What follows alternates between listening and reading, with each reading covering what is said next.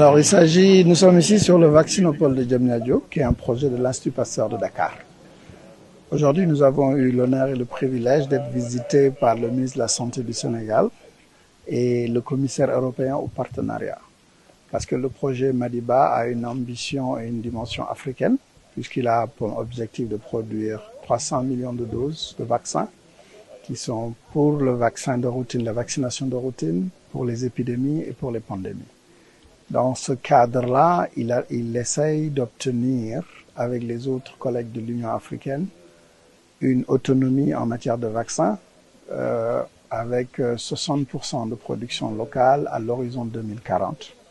Et c'est dans ce cadre-là que l'Union européenne et le gouvernement du Sénégal ont investi pour que ce projet se fasse. Aujourd'hui, l'Union européenne et les partenaires européens, que ce soit les banques, ou que ce soit pour les pays, ont investi pour que Madiba puisse justement voir le jour. Nous sommes aujourd'hui à un stade avancé de ce projet et c'était un peu cette visite pour voir ce site avant à son état d'avancement qui fait l'objet de la visite d'aujourd'hui.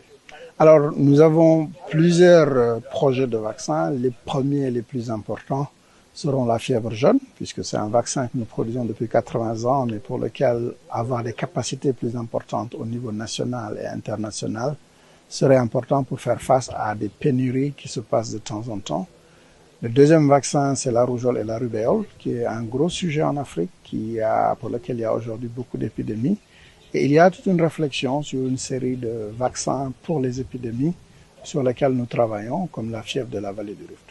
Ce qui est important de retenir, c'est que l'Institut Pasteur, au-delà de ses capacités de production, s'est organisé pour avoir un centre de recherche sur les vaccins, qui va traiter des technologies comme l'ARN messager ou la culture cellulaire, qui donne une capacité, une flexibilité pour faire un large éventail de vaccins et qui donne une opportunité pour le futur en fonction des menaces sanitaires pour faire les vaccins les plus appropriés.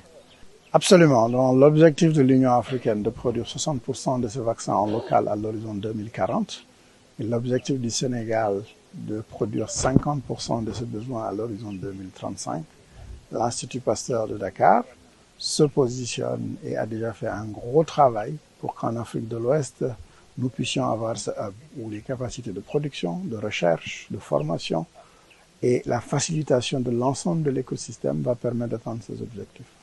Exactement, c'est produire en Afrique pour les Africains en priorité et s'assurer que nous avons une sécurité sanitaire.